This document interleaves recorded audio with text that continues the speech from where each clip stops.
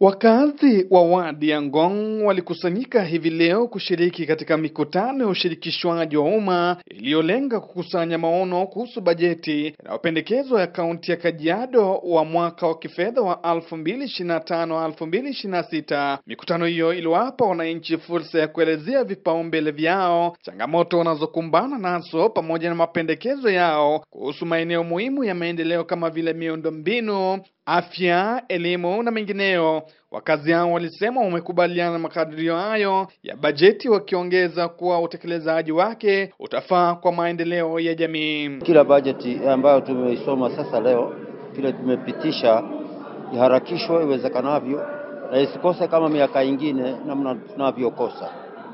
Yaani tukianza miradi yoyote pale nasemekana kutakuwa. Sasa mimi nafikiria wakati huu tatimisha kila kitu. Ningependa hizo pesa sifanyike kulingana na vile mipango tumeyopanga. Mradi tumesikia miradi hiyo yote tumepitisha leo, tumekubaliana nayo na tunaona ni kutusaidia. Sababu sisi ndio tunatoa revenue kubwa katika Kajiado North. Tunatoa pesa mingi. Kwa hivyo ni vizuri hiyo miradi wametuletea.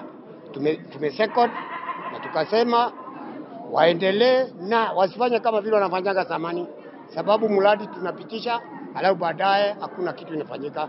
Lakini tuna hope na wakati huu watatusaidia hiyo miradi ifanyike, ndio tufaidike na sisi tuweze kutoa revenue kwa county government of Kajiado. Wakazi hao pia wamehimiza gavana wa kaunti ya Kajiado kuhakikisha anafuatilia kwa karibu utekelezaji wa kila miradi wa maendeleo, wakisema kuwa baadhi ya wawakilishi wa wadi wanaolaumiwa au hata kushambuliwa kwa madai ya miradi kutotekelezwa, ilhali malalamiko hutolewa kwa serikali ya kaunti. Ningeomba gavana hii miradi awe akifuatilia miradi, anajua inahakikisha imefanyika, sababu saa zingine wanapiga MCA na MCA yeye amepeleka malalamiko lakini hamusikizi. Kwa hivyo tungeomba kuanzia leo gavana wetu Ole Lenku unafuatilia ile miradi ambaye raia wamepitisha, sababu raia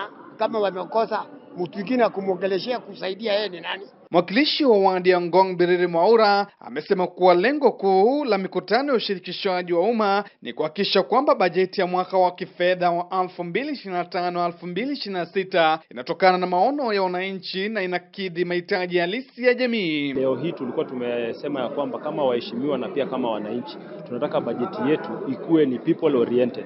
What do I mean by people oriented? Na maanisha ya kwamba tunataka bajeti yetu ireflect mahitaji ya wakaaji wetu.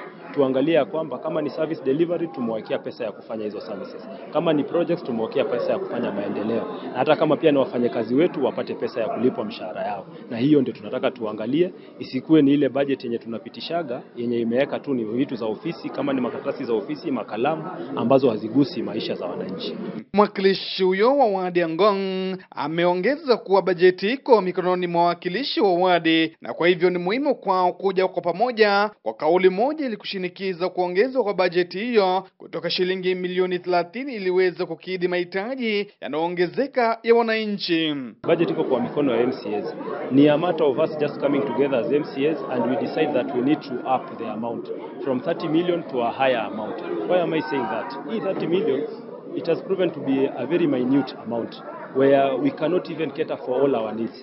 As I speak right now, I'm from holding a public participation with my people of Ngong Ward, and we were arguing as to what we are going to give as priority and what we are going to leave out as projects for the next financial year, of which if we had more funds, then probably we could have catered for all the needs of our people. So that is why we are saying when it comes to Ward Development Fund, this is the direct fund that touches wananchi directly.